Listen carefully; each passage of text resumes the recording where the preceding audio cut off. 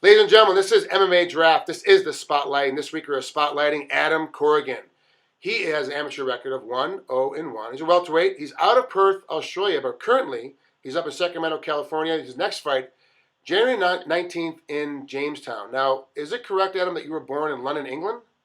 I was, yes. Now, how did you go from London to Perth to Sacramento? That's kind of a random choice of places to go to. My parents are Australian, and they were traveling in London, and they ended up having me. So they said, "Well, stay here, have the kids," and we actually moved from London to America, then back to Australia, and then back to London, and now I live in Sacramento because my wife's from here. So. Oh, okay, okay. And what's your wife do for work? Full time? Yeah, she's a photographer. Oh, okay. So there's a bunch of boudoir pictures of you in the bedroom. Then is that what I'm hearing? Absolutely. Now it's randomly because I always make fun of Taekwondo practitioners. You know, take my dough. Every street corner is another Taekwondo place. You always see them popping up everywhere. But you started Taekwondo at age 6. You're a Taekwondo Open World Champion. You're 4th degree black belt. Fought in every major competition. You're the first alternate, and this to me blew my mind. The first alternate for both the Australian and the British Olympic teams. So how did that work out? Like, was it 2 different years, or the same year, or what happened? No, when I moved back to Australia, I was competing, and I fought in the Australian Olympic trials, and I won the Olympic trials. And the guy that ended up going, he fought in Sydney. He got a silver medal in Sydney, and to be honest, he should have gone. He was the one to go. I didn't feel I was quite ready yet, but because I have dual nationality with Australia and Great Britain, Okay. I was living in Australia. I did the Australian team, but I lost faith in their structure and stuff like that. And I heard the British team had a really good setup, and I also had London 2012 in the back of my mind too. So before Beijing, I was supposed to go over to Beijing as the #1 training partner, but I had an operation the month before, so I ended up staying home anyway. So Now, you also played rugby in Australia and South Africa? I mean, so I'm assuming because you're a national citizen of England and Australia, to play in South Africa, you were a pro. Is that correct? No. I did my last 2 years of high school in South Africa. My dad liked to move around a lot with work, so I did the last couple of years of high school in South Africa. And it's a beautiful country. It's got its ups and downs, but rugby's their thing. You know, if you watch the movie Invictus. Yeah, Matt Damon, yeah.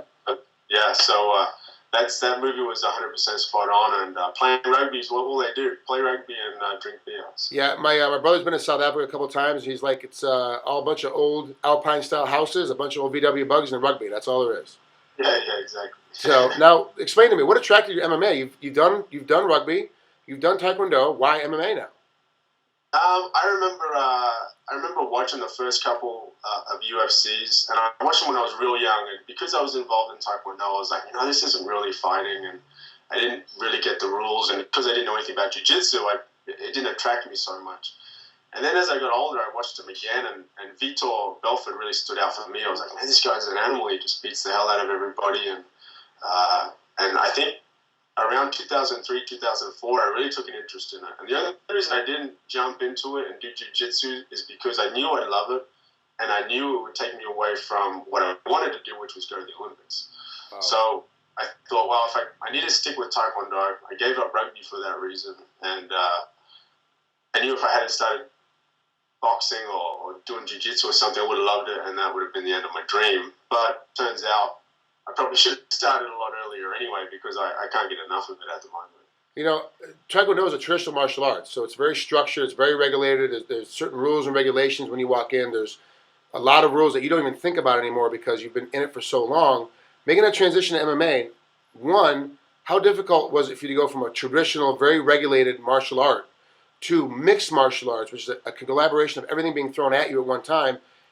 And what's the toughest thing for you to learn in this transition? I found the transition pretty easy because I had watched the videos and I was a huge fan, so I knew all the jiu-jitsu moves, the arm bars, the triangles. It was just a little bit of technique that I needed help on. Mm-hmm. So once I learned the technique, that was pretty easy to catch on to it. The wrestling part was pretty difficult, and I started with London Shoot Fighters. That was actually where I did my first couple of mixed martial arts sessions. Mm-hmm. And is that Paul Ivins? is London Street Fight, is that Paul Ivans? Yeah. He was Yeah. one of the yeah. Yeah, I've been friends with Paul. I've been friends with Paul forever. Like it's he's one of those random guys that you never talk to for like 3 years, and then he's Yeah. your best friend again. You're like, hey Paul, oh yeah, I'm in Vegas. Let's hang out. Oh, I'm in London. Let's hang out. And we just hang out for 4 days.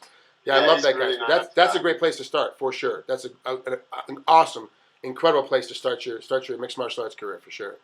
Yeah. So, but I guess the wrestling side of things was the tough thing. When I first came to Team Alpha Male, I was here for 4 months before I went back to London, and I just got the crap kicked out of me non-stop every single day. And I just look at the clock and go, okay, 3 more minutes of getting the hell beat out of me. Yeah.